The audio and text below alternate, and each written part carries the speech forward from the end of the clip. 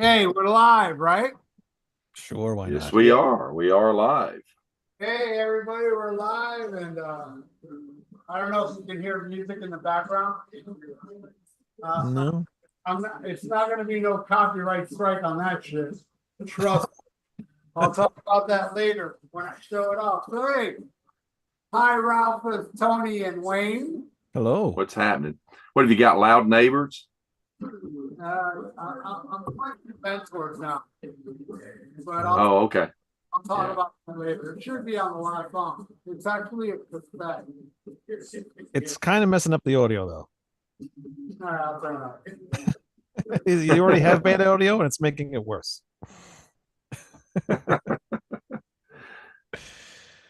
Count, did you get a new microphone? No, why?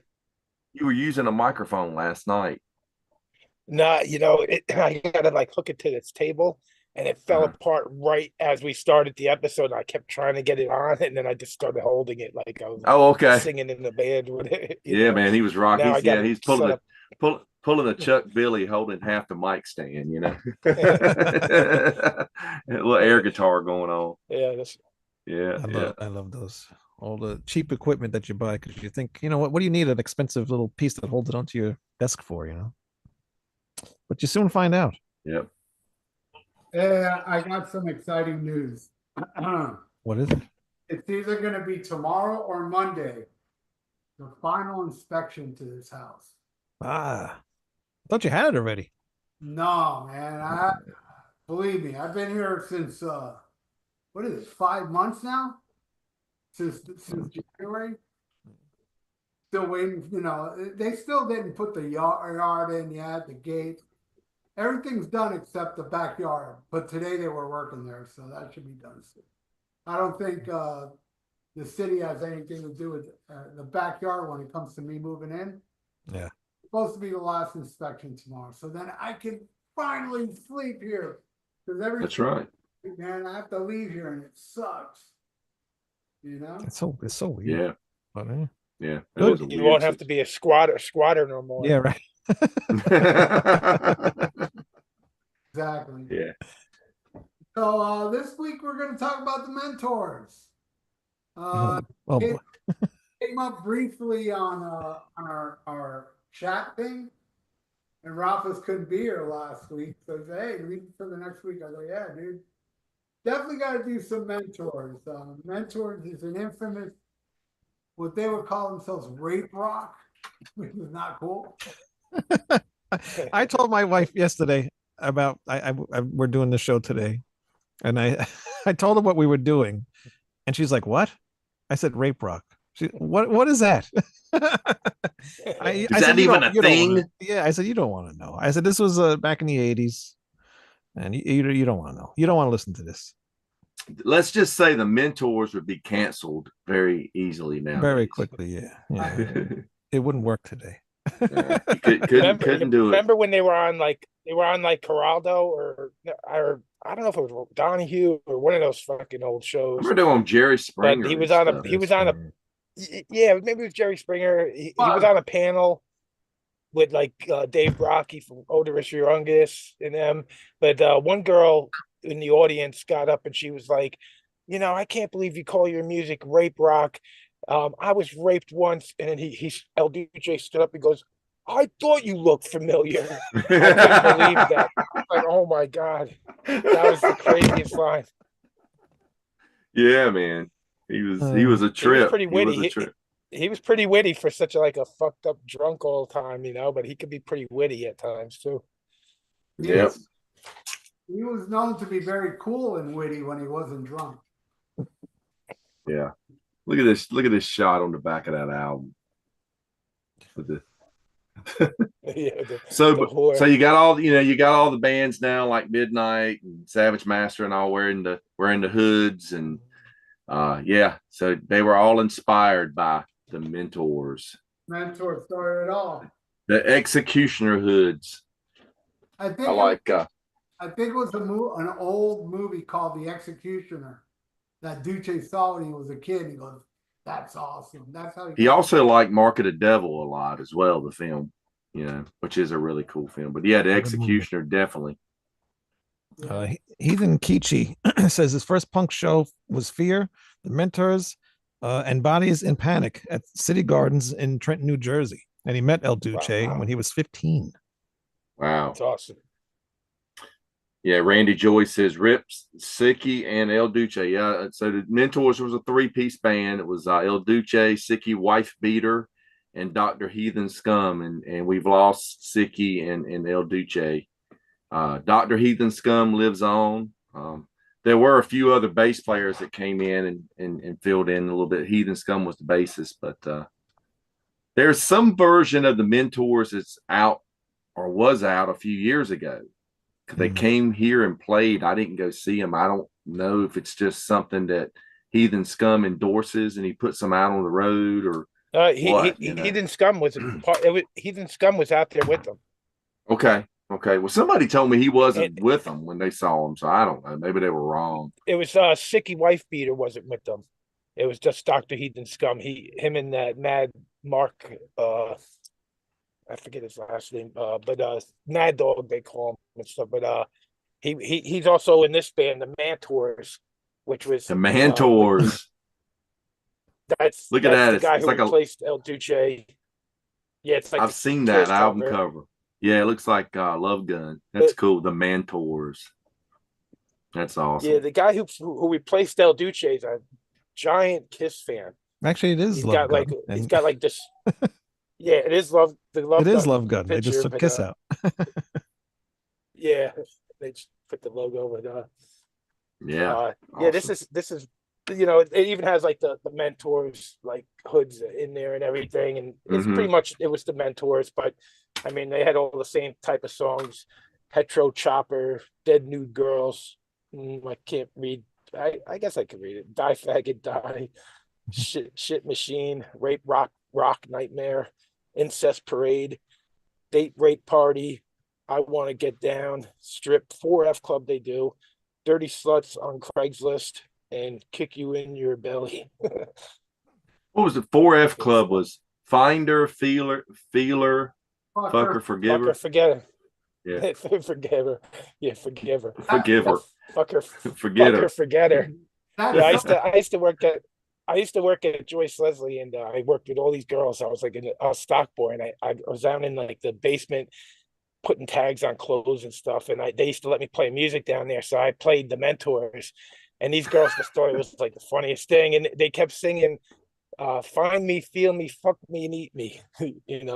That's how they changed the lyrics to that as they were that the songs. that song is the Mentor Stairway to Heaven. Yeah, yeah. I was really surprised none of their songs made the Filthy 15 list with the PMRC. Right. Yeah, it did. Golden Shower. It did? Yeah, Golden Shower. That was their shining moment. Was they Tipper Gore? Okay, I looked it up today because I was like, I don't remember seeing the Mentors on that list, but maybe it was. Maybe I just over. They were on the list, but they talked about them and they read the lyrics on that. Yeah, and they read about they read the lyrics in the hearings. I remember that. Yeah. Yeah, I believe the guy was like the senator reciting the lyrics, and he goes, "Bend up and smell my anal vapor." My toilet paper. I just looked it up. They didn't make the 15 list, but that was even better, man. They got their lyrics read in a courtroom. The Mary Jane Girls made the Filthy 15 list. Come on, the Mentors should have been like number one. They had this album cover hanging in the background, like a big thing, like you could see the picture of their album cover. Yeah, another great. You asked for it. I got to ask you something. Is that where that came from? And I got to tell you the funniest story how I discovered the Mentors. It was wild. It was in October of 1985. I was in California, and my friend Henry said, "You ever heard of the Mentors?" No, dude. They're playing tonight at Madame Wong. We gotta go. You gotta see these guys, right? And I go, and I'm like, with my jaw dropped, what the fuck is this? And I'll never forget during the set, El Duce pointed at me. He's like, "Hey, hippie, get a job." I was like, "Hey, acknowledge me."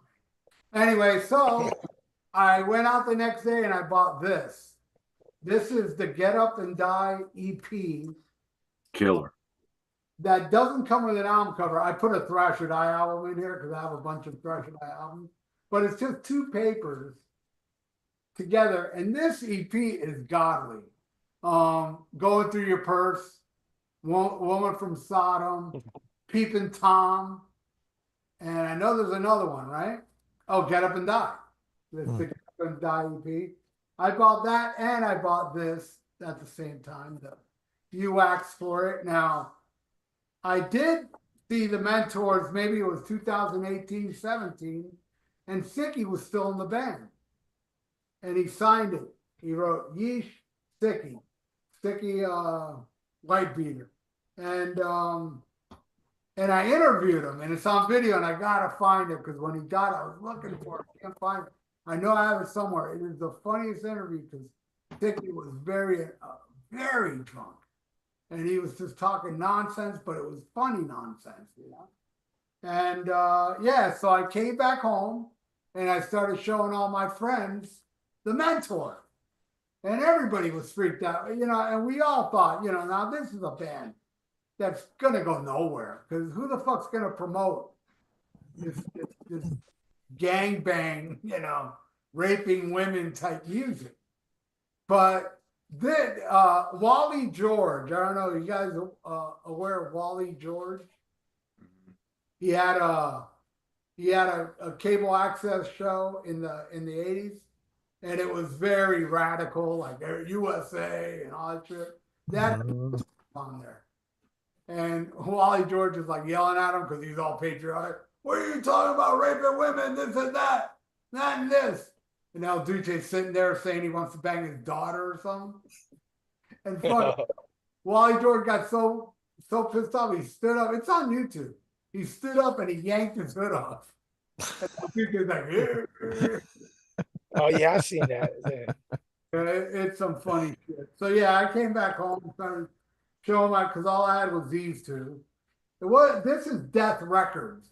This was it later came out on Metal Blade. Yeah, the cassette is on Death Records through Metal Blade, and then the first album is, or it's actually Death Restless Metal Blade for this one, for Up the Dose. I actually have the CD that has both on it. You get both albums on one CD, but they omitted I forget, it's a couple of songs that had to be cut, maybe one from each album because they can't fit it all on one. Yeah. And they're fucking awesome.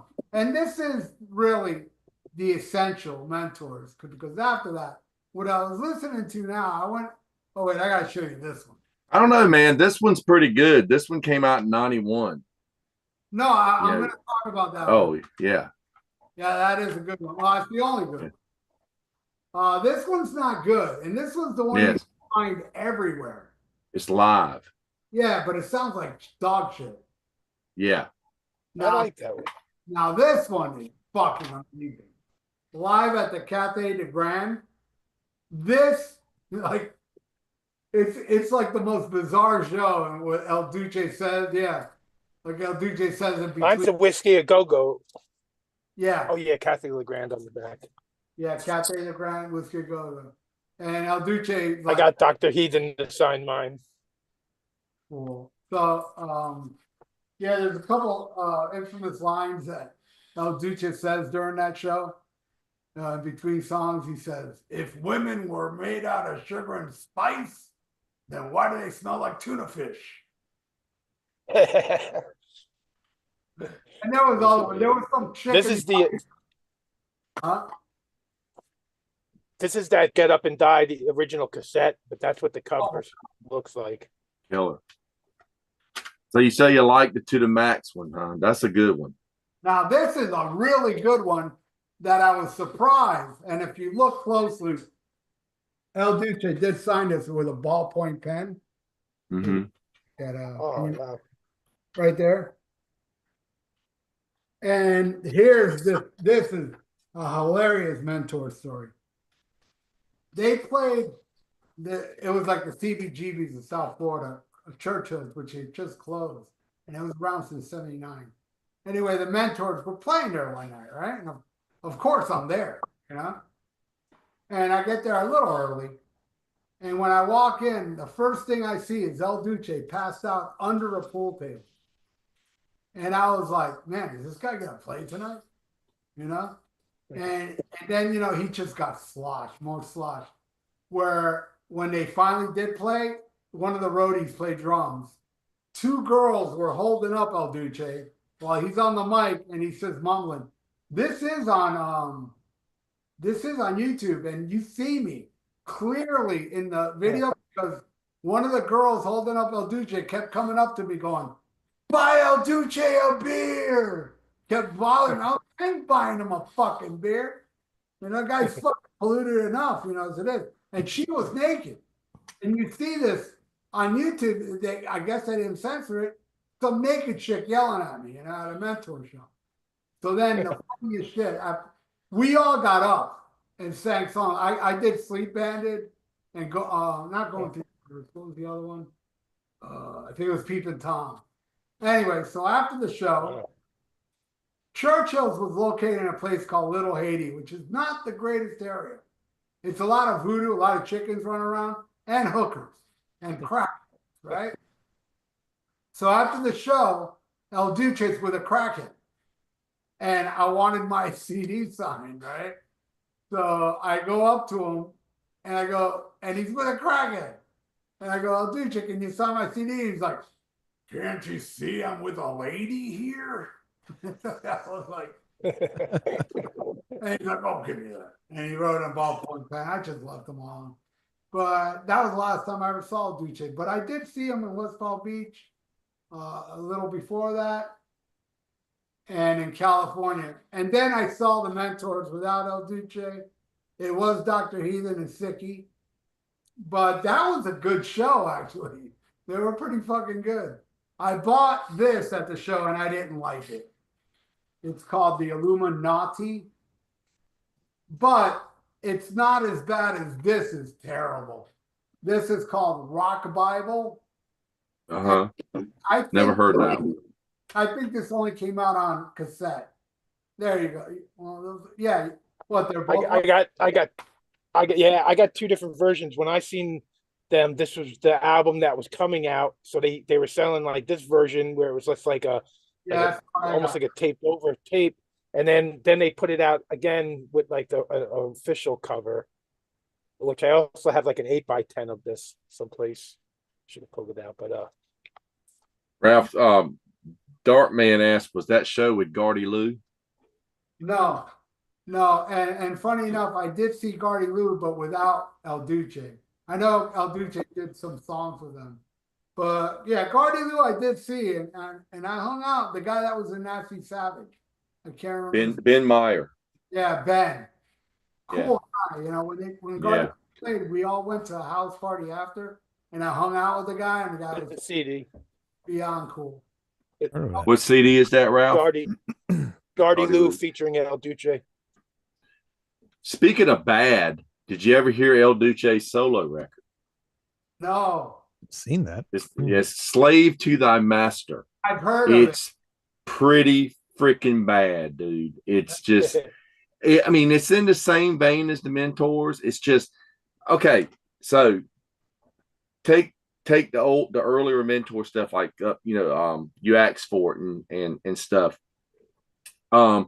Crazy lyrics and stuff aside, they're pretty rocking albums. I mean, they could play pretty good punk rock, it's rock and roll. It's just straight ahead rock and roll. And they had catchy riffs and stuff in the songs. Something you could bob your head to. Not this. This is just not good. It's just the songs aren't good. Some of the lyrics are funny, but that's about it. This came out on that came out Red Light. Yeah, is that what you're? This was like after like when the Mentors were kind of like at the end, like when Ralph Yeah. was talking about when he's seen him where he wasn't playing drums like I think that whole last tour because he was so fucked up all the time and people were holding him up. I've seen a couple videos. I might have even seen the video that Ralph was talking about. But yeah, and then when he did this, it was just like a real sloppy version of the Mentors. But you know, he was actually a really good drummer when he was younger, you know, and to play drums Oh and yeah. sing, I think that was pretty cool. If you listen to the song "Sandwich of Love," that is some tight, killer heavy metal. That song. Oh yeah. This was 1993 when this came out. So yeah. Yeah, but the essentials are the early stuff and Up the Dose, you know. I only saw them once. They played Raleigh. We had a really cool club in Raleigh back in the 90s called the Caboose. And it was pretty much known as a punk rock club and metal club. It was, you know, and it was just it was like a local watering hole, but they had punk rock metal shows there. So you would go in there like 5 o'clock and it'd be people getting off work, just, you know, blue collar workers in there, just in there having a few beers, sitting. You must see a guy that just got off work, you know, like as a plumber or something. He's sitting next to a dude with Liberty spikes, you know, punker guy, you know, just having a beer. Really cool place. So they had a lot of cool stuff there like that. And the Mentors played, and they played once, and it was a couple years before El died or was murdered or whatever the story is.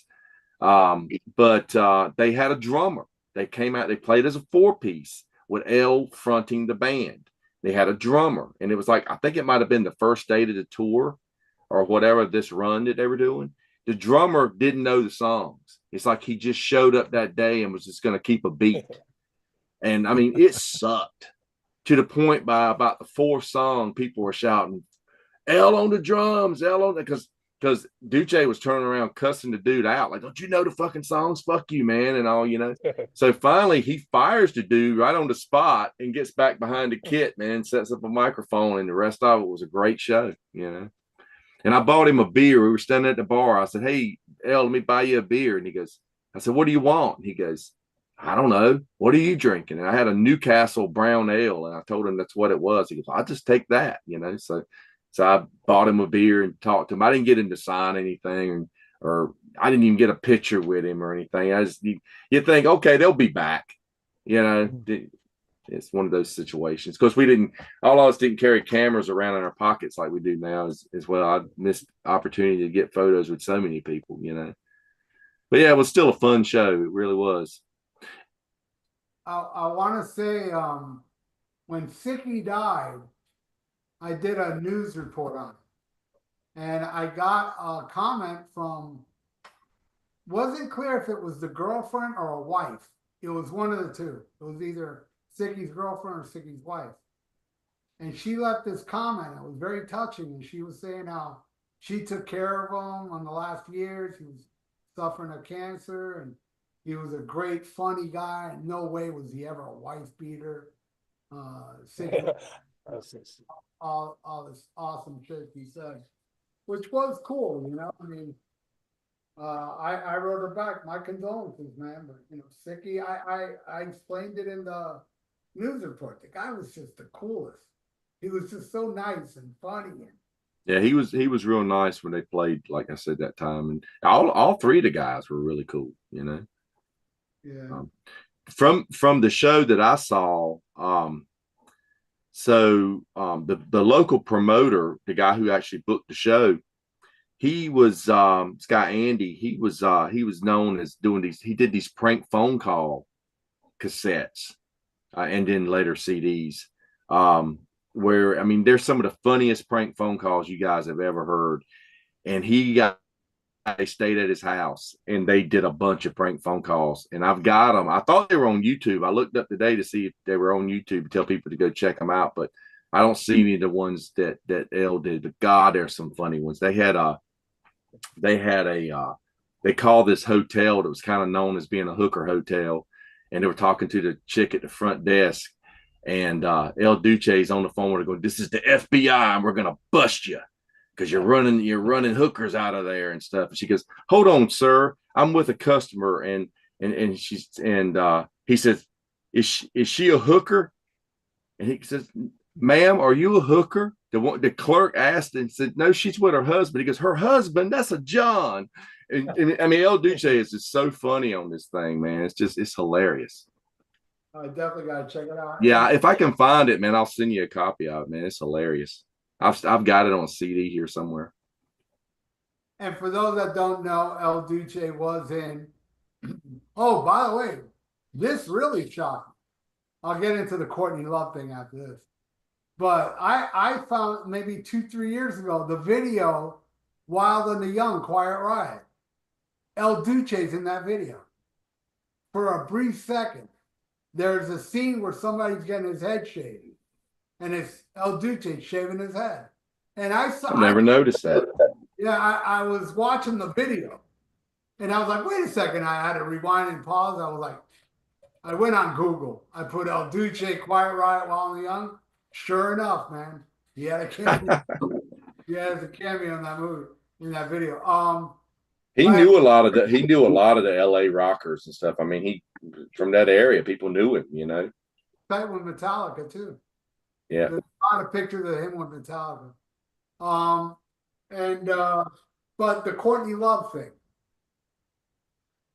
He was interviewed because, you know, there was something about, you know, Courtney had something to do with the murder of Kurt Cobain, and they interviewed El Duce, and he said, "Oh yeah, she offered me, I think it was like $20,000 to kill 50,000. 50,000 Yeah. 50,000 to kill Kurt Cobain," and then he's like, "I'll tell you more if you get me beer." He said some shit like that, and then he went off on, "I know who killed them, but I'm not gonna say." But anyway, Robert, he just like says the guy. Robert. It was Robert, but he goes, "Robert, I done said his name."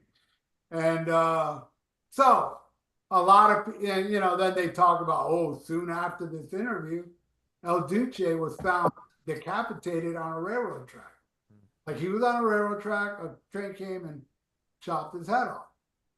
Now, I'm not saying this is true or not, because a lot of people say it's a conspiracy.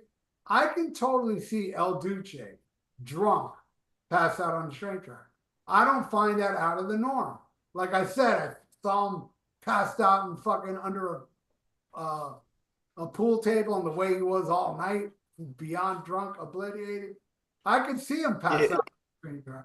Yeah, but think of the timing of that. The guy's a complete alcoholic for decades. He's notoriously drunk everywhere. Then as soon as he comes out saying something about Courtney Love, all of a sudden he falls in front of a fucking train. I think the timing, like a guy who's been drinking his whole life, he ain't suddenly just falling in front of a train. I mean, I could see if it happened, but I don't know. I just think the timing of it is very suspicious. Well, Yeah, I don't strange. believe Courtney Love with that. I think it was the Clinton. It was Yeah, it's something on probably. Hillary. Yeah. The Clinton. Yeah, this DVD has like that whole like interview and stuff like that. You know, this is the El Duce tapes, and this is fairly new, but it's packed with a ton of stuff on there. Yes. And I've showed you before the DVD, The Kings of Sleaze That's DVD, the best. and Got that. Yeah. I got this that. is a good one too. Yeah, I got that as well. And I got this one. It's Gardy Lou featuring El Duce. It's a rehearsal, but it doesn't have a cover or anything. And then I have this Tour de Max '91. This is old VHS. Yeah, I got to see them at the Ritz in New York City, I think around 1991. And they were the opening band. This band, the Skate Nigs, were after them. And then Al Jurgensen's band, the Revolting Cocks, were the headliners. And we went down there just for the Mentors. Like I didn't even know the other two bands. I think I heard like the Revolting Cocks, but I really wasn't there for them. But one of my friends I went down with, he actually wore a hood down to the show, and we went into the pit and we were just moshing the whole time. And the whole pit was like open to us. Like people didn't seem to know who the Mentors were. They were all there for the industrial like bands. But it was great. El Duce was like saying, we should be fucking headlining this fucking gig. Who cares about these other bands and stuff? And then as soon as the show was over and they were off the stage, they came right up to us, all three of them, without their hoods. I never seen them without their hoods at that point, you know, so I didn't know what they looked like. And we're just like, oh shit, that's fucking them, you know, and they were so cool. They actually gave me that Rock Bible cassette. I got this for free. I didn't think of getting an autograph and like Tony was saying, no one brought cameras back then to shows that would have been one of my favorite pictures, you know. But they were just super cool. They were talking about, you know, like, and he just seemed so normal. Like he wasn't like all wasted or nothing, you know. He talked real clear, and it was like a pretty major tour, I guess, for them, you know. Yeah, that's the way he was when I met him. Camera, but yeah, I mean, he wasn't like super like, I mean, not like he was drunk or anything. I mean, like I said, you know, it was. And I bought this Women of Sodom T-shirt, but this is all that's left of it. It fell apart after like 6 months. But it was Mentors, Women of Sodom. He left me fuck her bottom. So Randy Joy says his old drummer used to go out with Sicky. She called herself Susie Homewrecker. Awesome. So Wayne, you don't know about the Mentors. I told you to study up on some of the records. I listened to those 3 records you guys suggested, and that's all I know of the Mentors. That's why I'm pretty quiet tonight. What did you think? And now they're your favorite band now. They're my favorite band. I bought all the T-shirts that they have. I bought all the DVDs. I have all the stuff that you've been showing, Count Ralph. So I'm a huge fan. You got this? You got the action figure? I got that too. Yeah, I just pre-ordered it. Oh wow! Wow, cool, dude. I didn't know. Show it again. Let me see the fit. He's too skinny to be El Duce. He's too tall. He looks too tall, and skinny. That's awesome, man. I love that. That is cool, though. Yeah. You can get this at your local Walmart. Yeah, I'm sure. Yeah. Who made that? This company, I think it's Straight to Hell. This company, it's like Super 7, but they do serial killers. I got an Anton LaVey one. They got like a Seth Putnam one from Anal Cunt. Like they picked like the crazy, and they're very limited. They sell out really fast, you know, but they got a whole line of serial killers and shit. But I had to get the El Duce one right when I see it. Did they make a Hillary Clinton serial killer? She threatened to take them out if they did. It'd be the Clinton photo. But I don't know. I listened to them yesterday. Music is good. I like the music. You know, that stuff's good. Lyrics are just, you know, they're what they are. They're just silly and they're funny and everything. But no, I'm not a huge fan of this. This is not for me. It's really not. I listen to some weird shit, but I don't know. I don't think I'm going to be buying any Mentors albums. I remember a couple friends having their stuff back in the day, and you know, I just thought it was funny. I didn't really get in their stuff until like later. I think this was the first one I ever bought, and I was like, it's like Ralph said, it's not that great or whatever. Then of course ended up getting the other one I held up a while ago that you asked for it on cassette.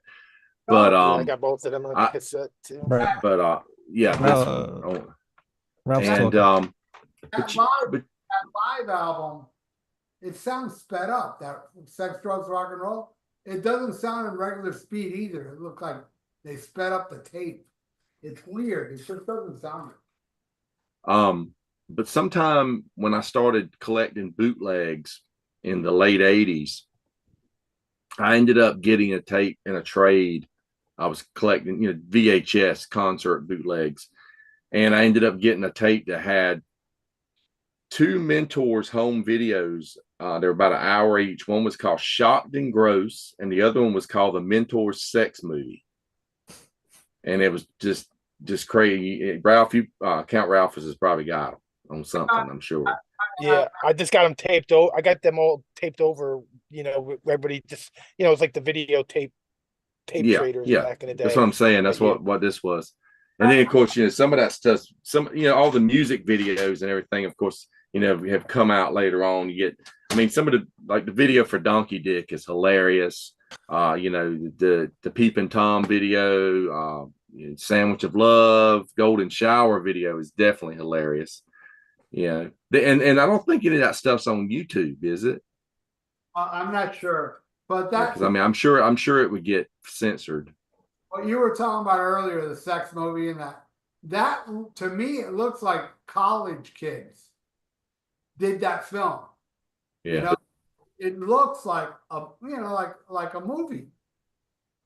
Kind of like that grainy Suspiria type vibe to it. yeah, mm-hmm. It's a movie. Yeah. And the whacked out fucking thing with the mentors playing here and there, but it's really cool to have though. It's just awesome to have. In the chat, Yeah. Jedi wants to know, how would you guys compare the Mentors to Pile Driver? Totally Wow. different. Totally different, Totally. but Yeah. both great bands. I love Pile Driver. Pile Driver wears the hood. Yep. Yeah, it's more of an S&M kind of hood with big nails Yeah. coming out of it and shit. Yeah. Yeah. Back in the day when I used to go to Lemore's, they used to play videos in between songs, like between bands. A screen would come down, and they would play like Madhouse by Anthrax, any Overkill, all that stuff. But they used to play a 4F Club video where it was just animals fucking. So it'd be like two donkeys going at it, and then it'd be two hippopotamus. And they just found, I don't know how somebody just found all this like National Geographic footage, and it was just every 2 seconds it was like a different two animals fucking, and that was the whole video. No band in the video or not, But that was the first time I seen like any kind of video from them. I have that video on one of the bootlegs I collected back in the day. I remember that video. And but yeah, it's just it's not cool like what they say now. Listen to it now, and it's so vile. I mean, there's that one song, Calc Test Casting in Hollywood. Mm-hmm. Some girl came in, she was 11 years old, and he got an erection. Even back then, when I heard it, I was like, yeah, that's a little too far. Gore would go that far too with that one song, "Baby Dick Fuck." Yeah. I don't think they even took that song off their They took it off, yeah. later releases. Yeah, because it's so fucking brutal. Well, they had "Have You Seen Me" with Fatty Arbuckle and all that stuff, in their songs as well. Yeah. I got a couple other weird things that El Duce. This one's called El Duce Dr. Scum Musical Pornography. I don't know if you guys have ever seen this one, but it's like, it's just Wow. like the Mentors. I don't know why it's not a Mentor groupie season. Higher, eeny, meeny, miny, mo, whorehouse hopping, but it's a kind of a cool picture inside. It's like El Duce with it says El Duce with a willing groupie on the road, and he's like trying to get down with her. But then I also got this on cassette. This is a Dr. Heathen Scum. Just like a solo album way back in the late 80s, early 90s.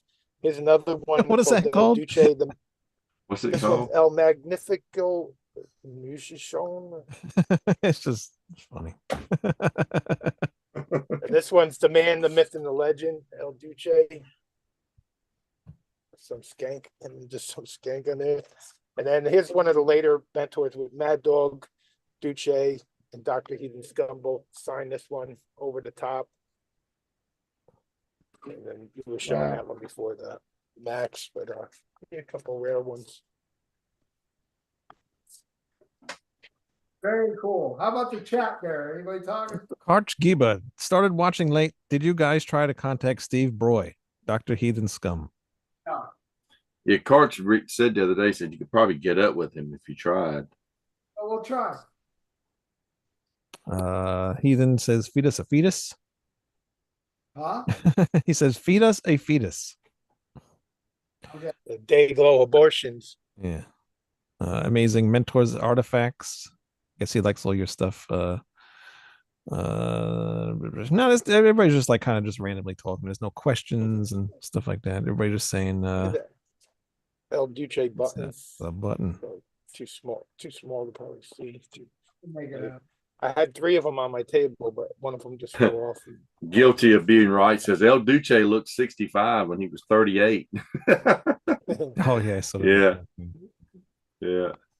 Great lyric there. Peeping, I'm a peeping Tom at your mom. There's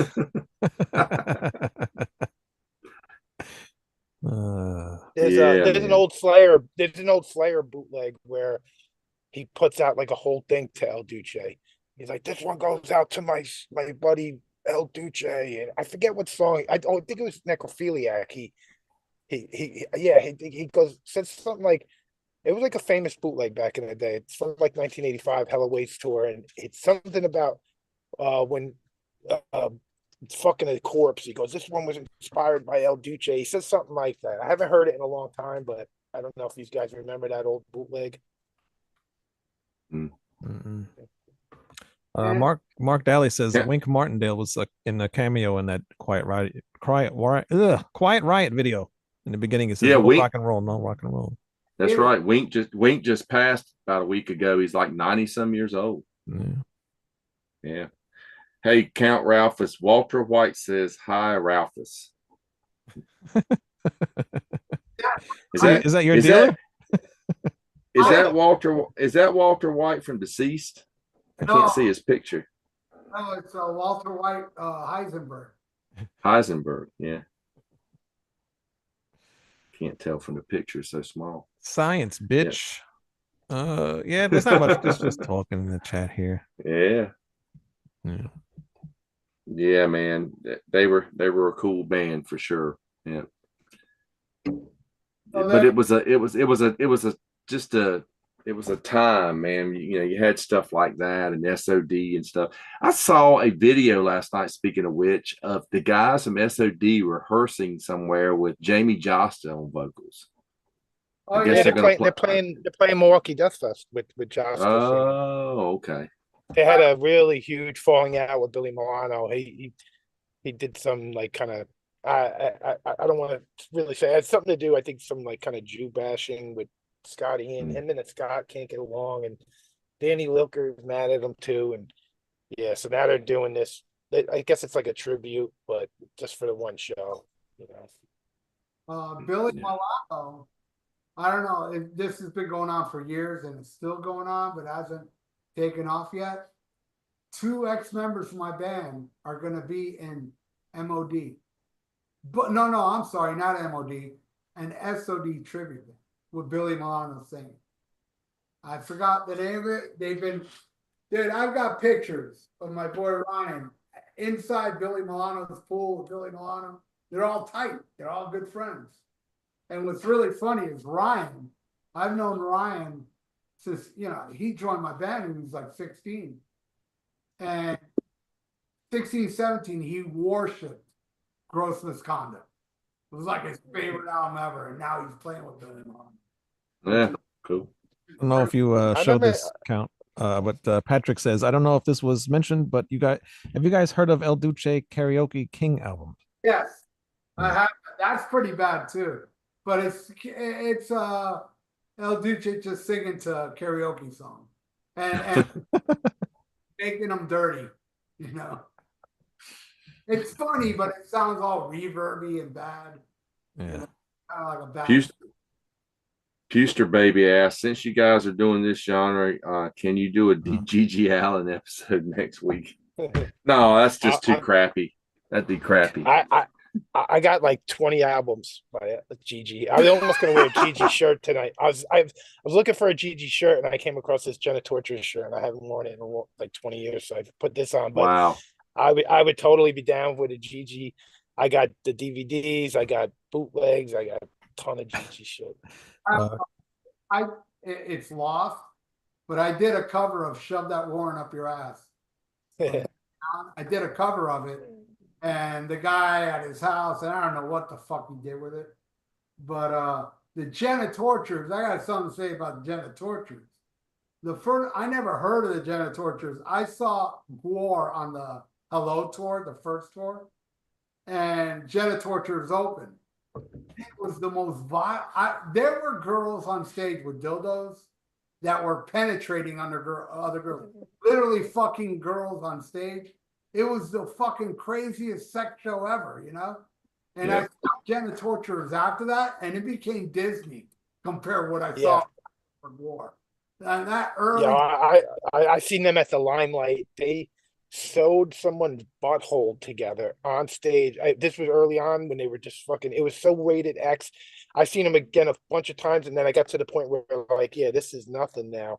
It used to be so crazy, and then it just got like tame, and it was like, but yeah, I seen stuff that I'd never seen again on at a concert. You know, it was one of the most insane shows ever. yeah, The first time I saw them, they opened for Danzig on the I think it was I think when Danzig was out for during the Thrall Demon Sweat live period. I think but it was Danzig, Sacred Reich, and Jenna Tortures, and I wasn't familiar with them, and I thought the show was crazy. I mean, it was for what they were doing, but somebody said, "Oh, this is nothing. This is tame compared to what they used to do." They're out on a major tour now. They had to kind of cut back and censor it a little bit for what they were doing. But it was funny because I remember my girlfriend at the time. We took her little sister to the concert, and her little sister was about 14, and this is the first concert she's ever been to. The first live band she ever saw was Jenna Tortures. She was just standing there with a jaw, about to hit the ground the whole time. Like, wow. you imagine Yeah. that for a band. Yeah. Yeah. Karch Giba in the chat here, he said he has the Red Live album and he called the phone number on the back. I think the mentors answered the phone, asked me if my mom was hot and a whore. He got mad and hung up. That's awesome. That's awesome. Yeah. Oh, and here's a flyer. With St. Vitus and the Roy Oh, wow. around 88 Where's that, in Florida? at the Cameo Theater. The mecca of kick-ass shows. King Diamond Advocate and all that shit. Slayer. All that was the early stuff, but yeah, I mean, what can you say, man? I think Did there's Did so you? I was just going to ask. Did you guys ever see Jenna Tortures when David Vincent was playing with them? yes, Yeah. Yeah. Yeah. like Yeah, the I did. black plastic shirt with a pentagram on it. He looked all goth and shit. So he was married to Jen for a while, wasn't he? I know he He was, was married. He was married for years. They were married for a long time. still married. They're actually No, they've Jenna been divorced for a long time now too. Jenna Torture's actually playing in Raleigh here in Raleigh Saturday night, but I'm gonna miss them. I'll be in DC seeing Devo. Oh man, Devo. That's a bucket I got a funny Dave Vincent story. So Jenna Tortures were playing the Chance, and I'm talking with Dave Vincent, and I was a huge Morbid Angel fan. Like I still am. I love the early Morbid Angel albums. And Dave's like fucking wearing that fucking pentagram shirt, and his fucking hair is dyed black, and he's got like eyeliner on. And I said something, like I started talking to him, and he was really cool at first, and I was all drunk, and I said something like, so I was like, yo, you were like the leader of death metal, like first. You were like one of the leaders, and he was just like, oh, cool. And then I said, what happened? I said, I see you like wearing like cheerleader outfits now. He's like, that's Chuck. He pointed because Chuck, who used to be in the Crumbsuckers, he moved down to Florida and became in the Jenna Torturers, but he got mad at me for accusing him but he was still dressing like an idiot anyway. I just thought it was so lame to be like this death metal legend, and he was like dressing like a fucking goth freak, But I don't know. I pissed him off, and he was like, "Who are you?" And I was like, "No, I'm just a fan and stuff." And he's like, and he just walked away, all pissed off, But yeah, that's my little Dave Vincent story, pissing him off. Wow. So anybody else something to say? Karch likes our cover of Atomic Punk. Thank you. That's good. Chris Yeah, Flood, do you think his set Ace Frehley up to fail with those bad songs on Unmasked? No, Yeah. no. They are bad songs. I'll agree there. Yeah. I like Two Sides of the Coin though. I like that one. I know you don't Yeah. like it. I'm seeing a bucket list guitar player on Saturday. Somebody I've been wanting to see forever, and I've never seen him, and they've been around for since forever. My whole lifetime has been out there playing. Can you guess who I'm seeing on Saturday? Joe Satriani. Buckethead. No, Buckethead. better. Buckethead for the bucket list. No, now I'm gonna see Blackmore's Night. I've never seen Richard Oh, cool. Blackmore play live, and Awesome. it's like my last chance to see him, so I gotta go. And they're Yeah, playing up man. at the old original Woodstock site up at Bethel Woods in New York. So They do a good show. I've seen them. It's a good show. No idea, because I heard recently Blackmore doesn't want to go up on stage, sit down. He doesn't want to be remembered like that. I had no idea they were playing a show now. That's cool. Yeah. Yeah, I my saw some friend just footage. seen him He was standing up. a couple days ago. Well, Yeah, I think he was. A friend just Yeah. seen him a couple of days ago. Philadelphia, they seen him. I've seen Blackmore twice. Rainbow, Straight Between the Eyes, and Perfect Strangers. I haven't seen Blackmore since 1984, but at least I saw him, you know. And if Yeah, that would have been. if Blackmore's Night came my way, I'd go in a second. I Yeah, have to go. It's like my last chance. I can't imagine him coming back around again. Like he played a few months ago, not too far, and I really regretted it. I was like, that was probably my last chance. And now they came back again. I was like, I gotta go. This is it. Even if he's just up there with a little fucking mandolin or whatever. yeah, who cares? At least you see him. Yeah. He'll Yeah. know about some Deep Purple licks and shit.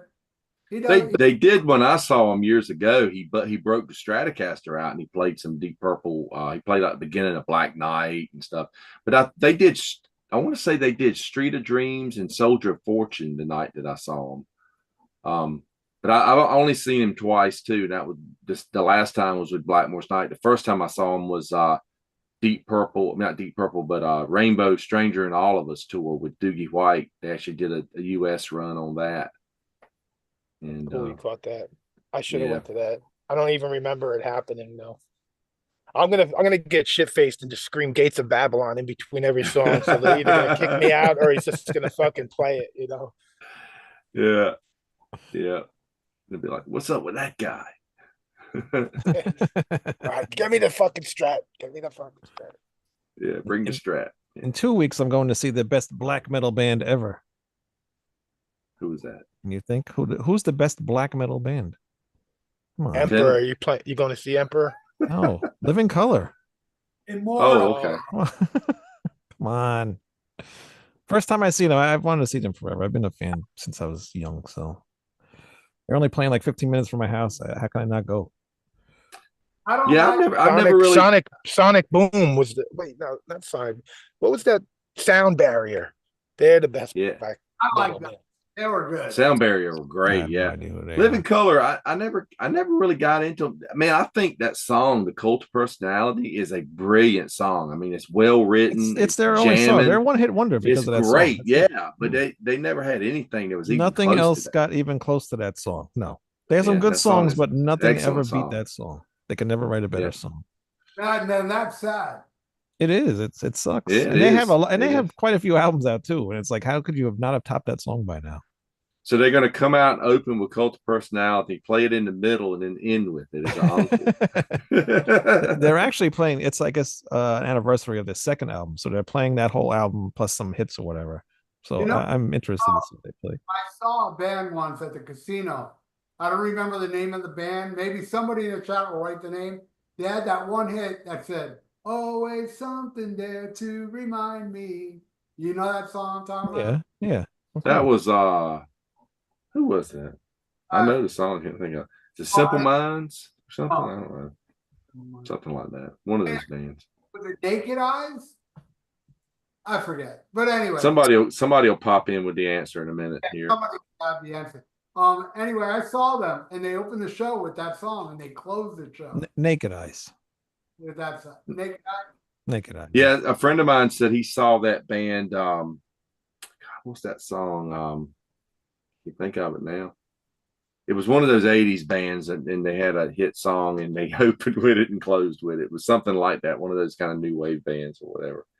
Yeah, Al Horter says is Naked Eyes. Yeah, I knew Al would pop in. He'd know. Of course, he knows.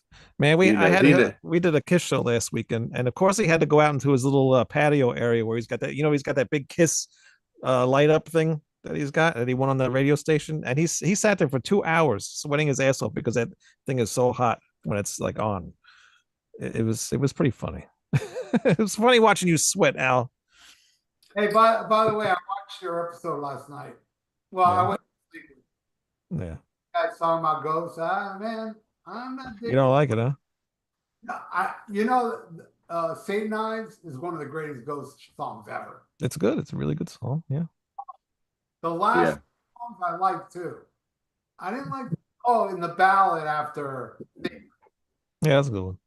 but there's 4 songs. The rest, and I listened to it 5 times. Really? And you still didn't really get into it. I could see Wayne- it. It's a very light album. What? Wayne, I told you about my friend had the record store and he was having the listening party last week when the album came out. Yeah. Well, today he posted a video up where like what's the business council of town or whatever it's called, Chamber of Commerce. Okay. Chamber of Commerce did a little film about his record store, and it's showing, it's going across, and he's got this huge poster that said, satanicized in huge letters. I'm going, man, that was a wrong day to come by. the villagers are going to come up there with torches tonight. It's a little small North Carolina town. That's funny. Out of all the days, they got to come by to do that. Someone was saying something online about that. They said, I really can't get into Ghost and something like that. I don't see what the hype is. And my reply was, I said, well, black metal's not for everyone. Satan needed something more easy listening to spread his message. It is true. It is true. Ghost isn't for everybody. I did listen to the new record at work. My coworker loves it. He already knows like half the words all, and he's been listening to it for weeks. But I mean, there's a couple of good songs on it, but I've heard better. Yeah, of course. Yeah. And not for me. I can never get into them. I meant the first album sounded interesting, and then people kept comparing them to Blue Oyster Cult and Merciful Fate, and then I was like, oh, fuck that. Then like that kind of made it worse for me, because don't pick 2 bands I love and say that these guys are like that. Right. They were definitely original, and I give them that, but I don't know. And I remember somebody was like, oh, when you see them live, then you'll think different. I seen them open up for Maiden, and I was just like, couldn't wait for them to be over with. Yeah, a friend of mine said that he didn't get it when they opened for Maiden, because I had the same same kind of scenario with it, like you said, Ralph. People kept comparing them to Blue Oyster Cult, so I was like, okay, so I bought that first record, and it's okay. It's probably my favorite of what they've done, and it did have a little bit of a BOC vibe. I think it's because his voice kind of is similar to Buck Dharma at times. And I saw him live and when they were still doing clubs, and it was a good show and all, but a friend of mine said he just didn't get it, and then he saw him open for Maiden, but one guy said, well, one of the reasons you didn't really get it with Maiden is they were actually playing during the daylight. It was still daylight outside. It's kind of like Henry Rollins telling that story about playing on the festival back in the 90s, and Marilyn Manson was playing, but they were like second or third on the bill. He said it was broad daylight. He said they had the smoke machines going. It looked like a bunch of dead people having a barbecue.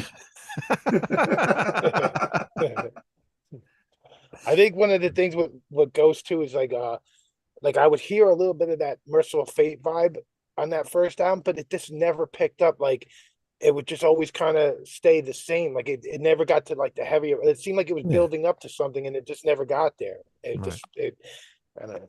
Yeah, I totally see it. I understand people's.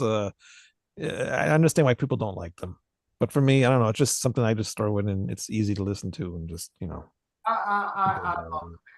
do. I really do. But the last album, even the album before it, I had a small. The album before, I think, is probably my second favorite or my favorite. I don't know. It's a toss up, but second favorite.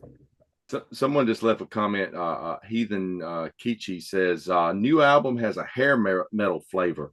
That's funny because when we were listening to it at work, I stream music at work on YouTube Music, and we were listening to the new Ghost. And when it finishes, it just kind of goes into a playlist of something that's kind of randomly similar. Yeah. And it was playing like hair metal stuff, melodic rock bands like like Damn Yankees, and then they would have like I think a Survivor song came on, Foreigner song.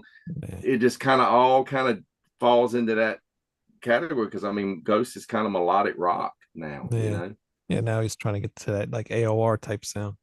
Yeah, how the hell exactly. we get to the Mentors to the Ghost? How did that happen?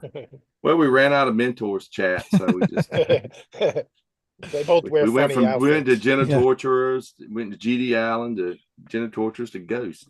John Taylor, I know this question isn't about the Mentors, but do any of you guys like the UK band from the 80s with the girl singer called Sacrilege? I never heard of them. Me neither.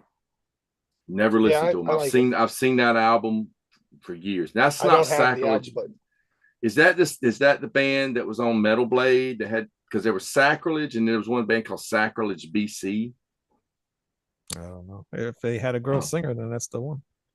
Yeah, I remember Sacrilege, just the band Sacrilege, and it had like a purple looking, space looking cover. No, but I think it had a girl singer. So yeah, it's probably. But yeah, I don't really remember that much about it, to be honest with you. Don't know. Yep. But Metal Blade was putting out all kinds of stuff during that period as well. Just there's all kinds of stuff coming out. Yep. I'm looking them up now. Yeah, that's probably the one, Tony, because that's the one that pops up. You have on a Them t-shirt. Those guys really want to be King Diamond, don't they? Yeah. Singer's a total jerk, though. Is he? No. No, he's a good guy. Actually, the singer used to be in my podcast right when I first started out, like maybe a month or so after we started talking. And actually, I was trying to get him to sing from my first band, but it really didn't work out. Everything I've heard by him sounds good. It's just he's good. Wow, he's a very good singer, but he's a huge King Diamond fan. So like on the first two albums, he's very King Diamond-ish. Now he's kind of like trying to get rid of that sound. But who's closer to King Diamond, them or Attic? I'm not crazy about Attic. I don't like it.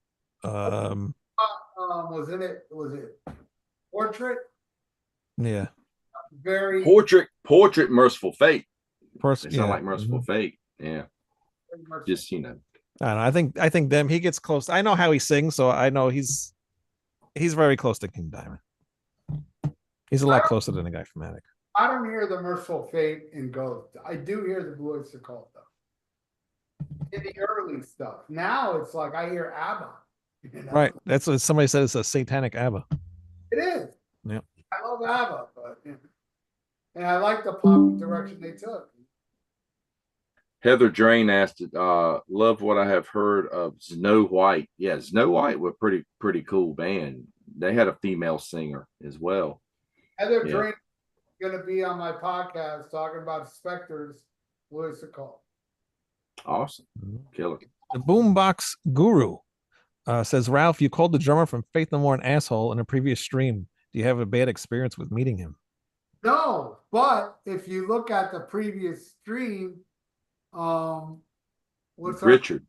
Richard had some choice things to say about the guy. Oh yeah, Richard let him have it for playing on a replaying the recordings on Diary and Blizzard of Oz.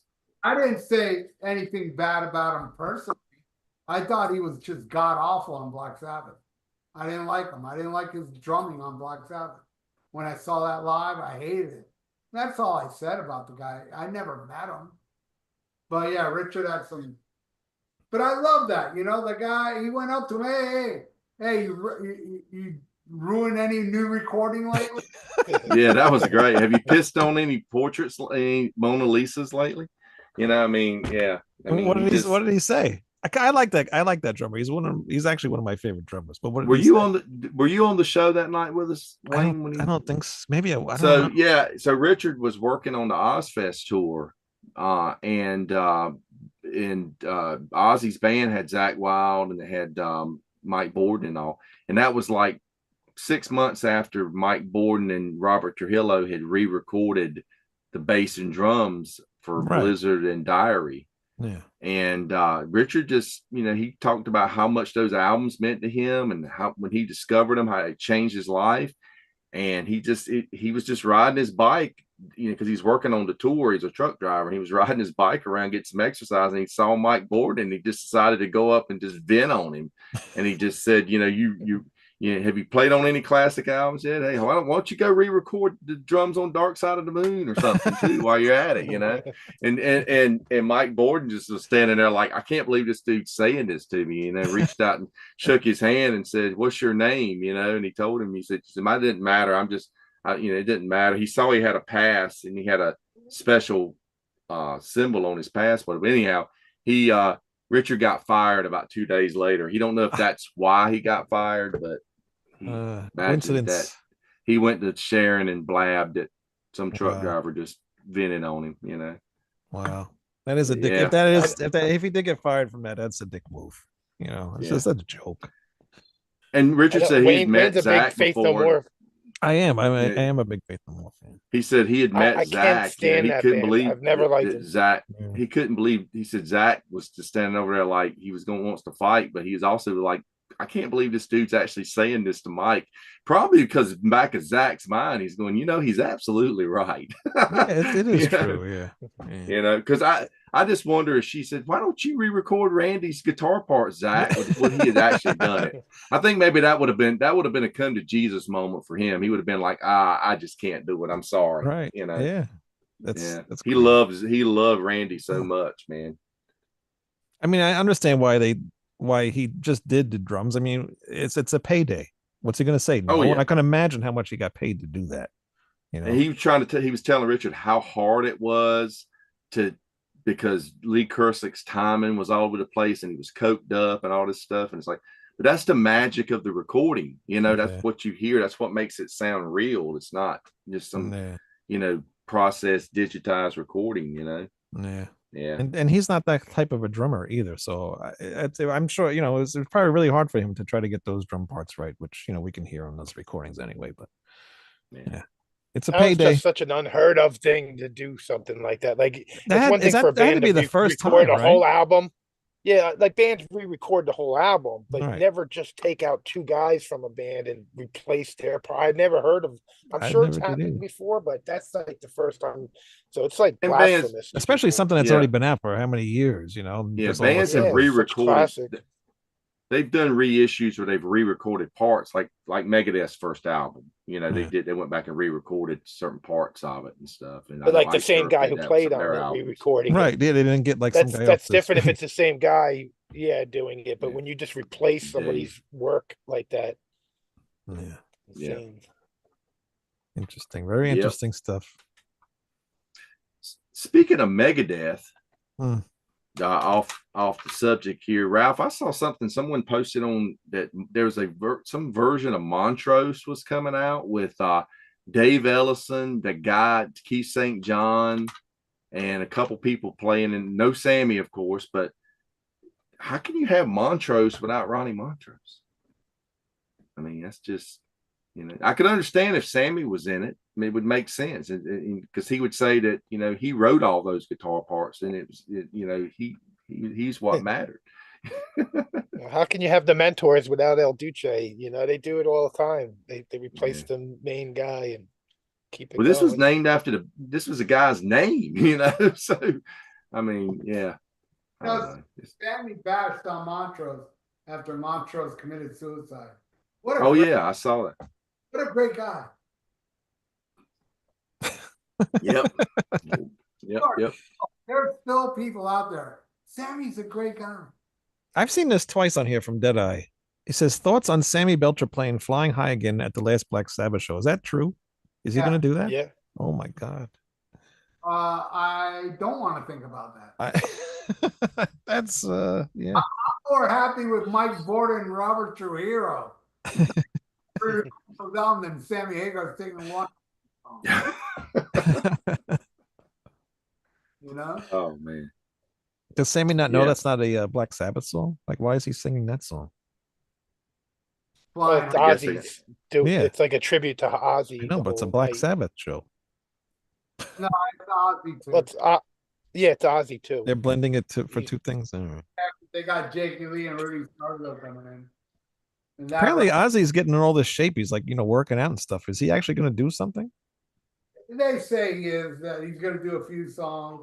Then they say, oh, it's just bits and pieces. They keep changing it. I think he's just doing the choruses.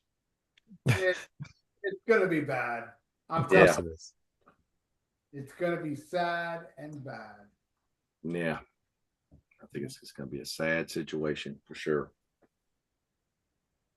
Sammy will sing and Ozzy will hum it. I wonder if I wonder if Ice-T is going to be at the Sabbath farewell. Yeah, you should do Illusion of Power. Yeah, that would be awesome. Yeah. Mike Borden Yeah. might have to call Sharon because I think Faith No More are done. Yeah, I think they might be. Are they going to stream that show, that Black Sabbath show? I don't know. Oh, I'm sure. I'm sure that, yeah. I would imagine they would, right? They stream Yeah. everything lately. I guess we'll Yeah. just have to wait and see. Not All that- right. I think it's like 2 months away, right? Yeah, something like that. August is August. And I just did a news report. It'll be up on Sunday. About Ozzy saying, "Look, I don't want to rip off the people. Just to let you know, I'm doing a few songs, but I don't want to rip you all off." But he mentioned after the place was sold, Yeah. they sold it out, and then after they sold it out is when Ozzy says, "Well, I'm only doing bits and pieces." So you are ripping everybody off because you say this before tickets went on sale, even though I'm sure it would have sold out anyway. But well, I get more into that on Sunday, so tune into the only news that matters. And tomorrow, currently cranking. Got my currently cranking going on tomorrow. I haven't done these in years. I did one last month. I always do it on the first of the month. And so yeah, check that out. I'm running low on news stories, so there's not gonna be no news story tomorrow. But I Uh-oh. believe I have something on Saturday and Sunday. But yeah, doing the news lately, it's hard to find shit. There was nothing going on. Oh, I'll find a million stories on Kiss. That's easy to find, but the rest of the week, and even Sabbath is hard to get, some Sabbath stories. So yeah, this whole, only news You- that thing is getting scarce, man. Somebody needs to die.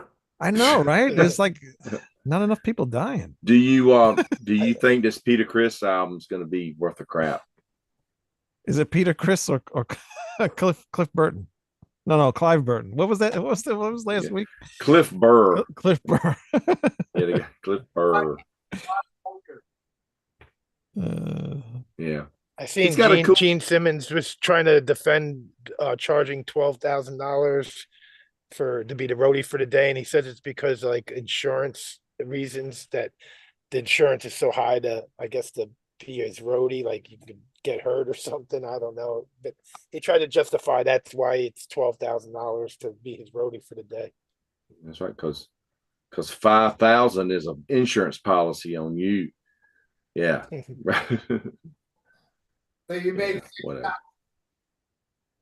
Yeah, whatever.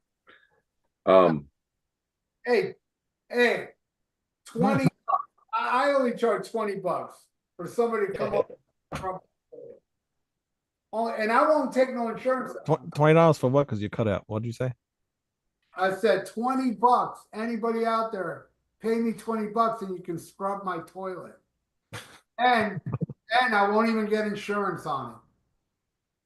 I'll let somebody mow my lawn for $5. $5, you can mow my whole lawn. There's some good deals. If Well, somebody actually- needs some money. Yeah. Ralph, you could have someone pay you to put your lawn in for you in the backyard. It's actually getting started now. It's gonna be fake grass in the back. AstroTurf. It's gonna be cool, man. I can't wait to Hell look yeah. Yeah, I'm all man. excited and shit. That'd be awesome. Yeah. Cool. I'll finally do my episode of Cribs. I got pretty much everything set up, So I'm gonna get my friend Bladder over here to hold the video camera while I walk around the house. You gotta, man, you gotta do that. You gotta do it. Oh, I'm totally doing it. Yeah. I'm gonna have Art the Clown in it. It's gonna be fun, man. But anyway, any more? Real cool. Nope, they're just talking about the usual Kiss, Ace Frehley, Gene Simmons. Oh my Gene Simmons wigs. God.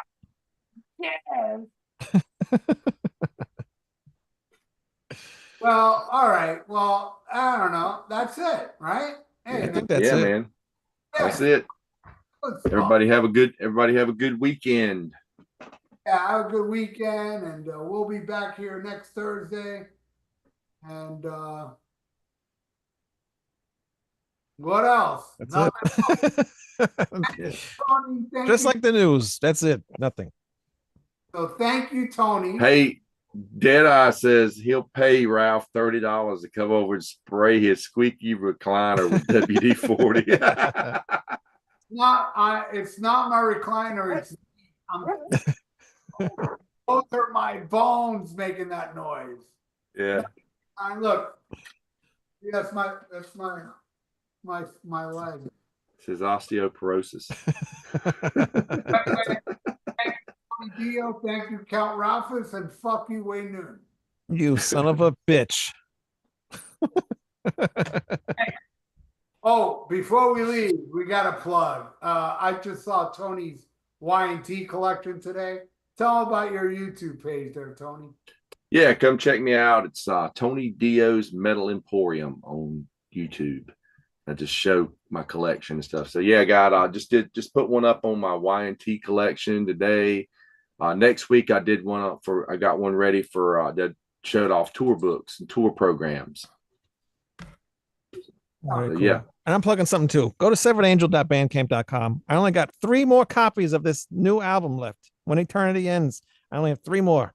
severedangel.bandcamp.com. Otherwise, you're going to get to somebody else. Tomorrow's Bandcamp Friday too, by the way. So we get all the money. Buy the That's last 3 right. copies. Yep. That's the best Yep. ever. And it's after that, it's Think gonna be a so. collector's item. They'll be on will eBay be. going for $180 a copy. Yep. So get it now while you can get a good deal on it. And you think it is the best one so far, huh? I do. I think it's the best of the 3. Yeah, it's a good record. It's the intro's not as cool as the first one though. That intro on that. Oh, the intro on that first album, yeah, that guy that was on that too, talking, that made it really good. I mean, that was me, Oh, was it? and that's why it's so good. Yeah. Because that intro was not topped on the next 2 albums. Even the third album, I think, is my favorite. The intro is not as good as the first album. You got to have him on the third album. It'd be the return. The 4th album. It is the 3rd. The album. fourth album. Yeah. Keep up, Tony. Yeah. 4th album's already done. Too late. Maybe the 5th one. And by the way, that person that wants The to box set.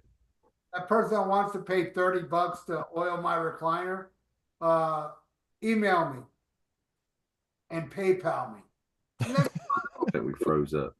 put some WD-40 on my legs. All right. Uh, So till next week, smack 'em a gov. Bye-bye.